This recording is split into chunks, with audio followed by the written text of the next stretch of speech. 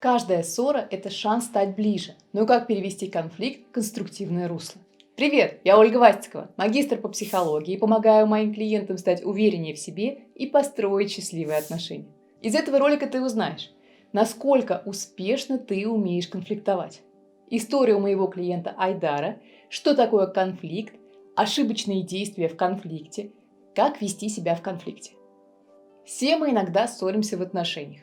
Причины могут быть разные, от мелочей до больших проблем. Но многие люди ошибаются, когда пытаются помириться с партнером. Они думают, что если уступить или пойти на компромисс, то все станет вдруг хорошо. Но так работает далеко не всегда.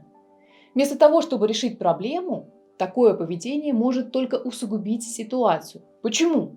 Потому что конфликт в отношениях– это не просто спор или разногласия, это борьба за власть, за ресурсы, за позицию в отношениях.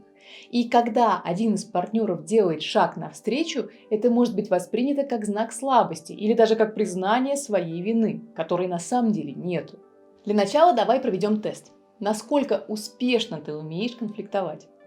Ответьте на следующие вопросы, выбрав ответы «да», если утверждение подходит. Во время конфликта ты часто чувствуешь, что твои интересы и чувства игнорируются. Ты часто уступаешь в спорах, даже если считаешь, что ты прав.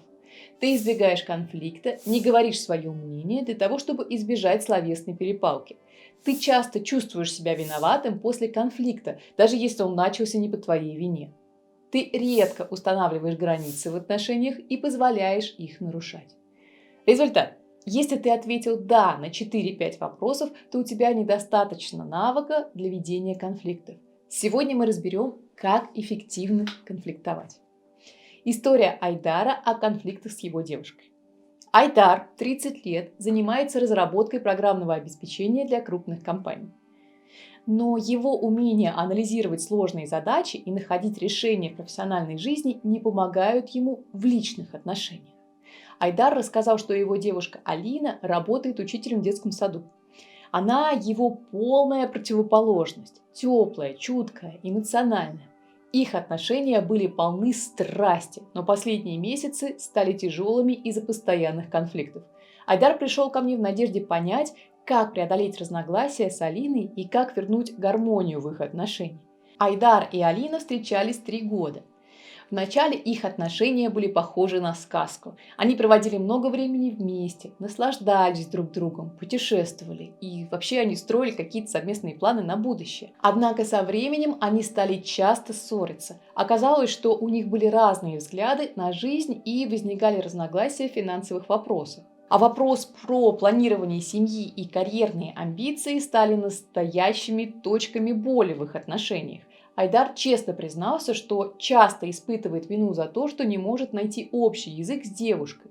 Он боялся, что из-за этих конфликтов он может потерять ее. Общение в паре стало очень напряженным. Раньше они делились своими мыслями и чувствами, но это стало редкостью. Вместо того, чтобы искать поддержку и понимание друг у друга, они часто избегали разговоров, потому что опасались новых конфликтов. Близость между ними уменьшилась, и они стали меньше проводить времени вместе. Из-за конфликтов Айдар не мог долго заснуть, он часто просыпался посреди ночи, размышлял о своих отношениях и пытался найти решение. Он стал сомневаться в своей способности быть хорошим партнером. Все это сделало его менее уверенным в себе и более замкнутым.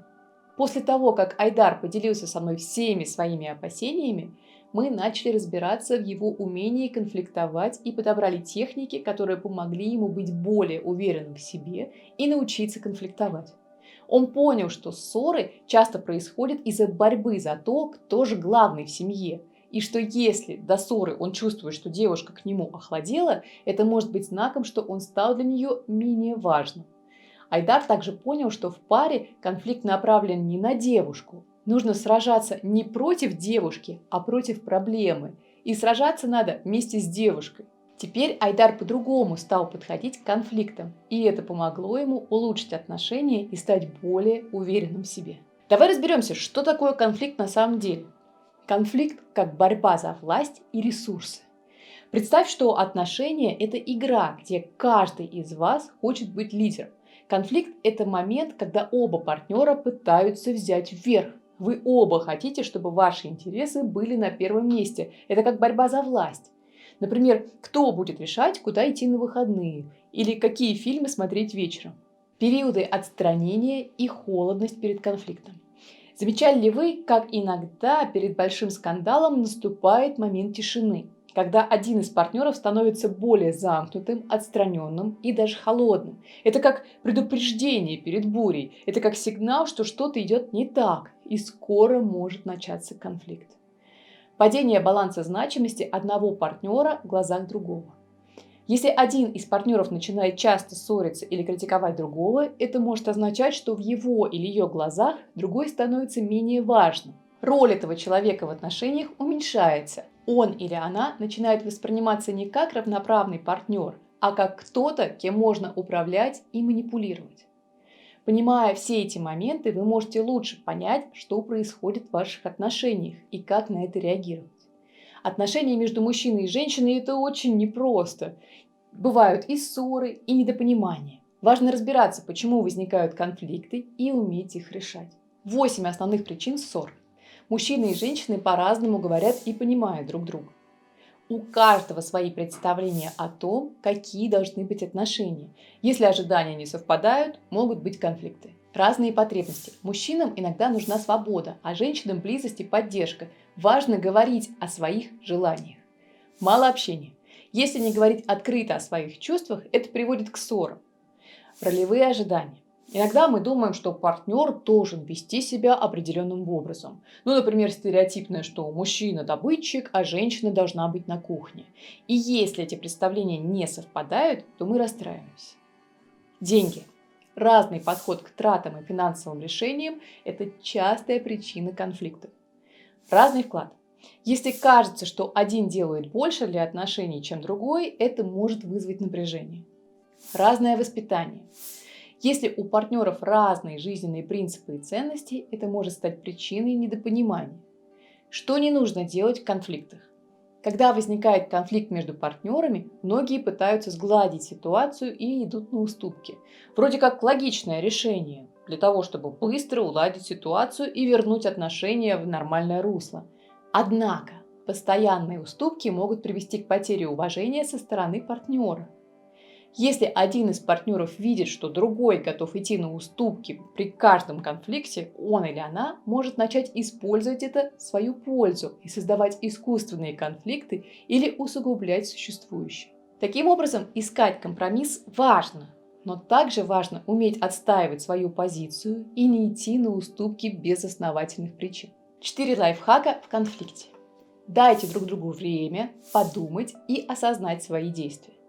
Пусть последствия конфликта будут ощутимыми. Это не значит, что нужно наказывать партнера или мстить ему.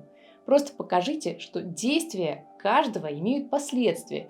Если ваш партнер привык к тому, что вы всегда идете на уступки, пора это менять. Покажите свою значимость и установите границы. Ваши ресурсы, время и внимание очень ценны. Если партнер не ценит этого, покажите, что без вас ему или ей будет хуже. Установите четкие границы в отношениях и не позволяйте их нарушать. Секретный 5-й способ. Если у тебя не получается самостоятельно выйти из кризиса в отношениях, у меня для тебя есть кое-что особенное. Сейчас у меня освободилась запись для работы с парами, где я буду помогать вам разобраться в отношениях, как семейный терапевт. Сейчас я могу взять 2 пары в работу. Чтобы записаться, пишите на почту. Поработав со мной, ты узнаешь, как сделать так, чтобы отношения стали источником радости и удовлетворения.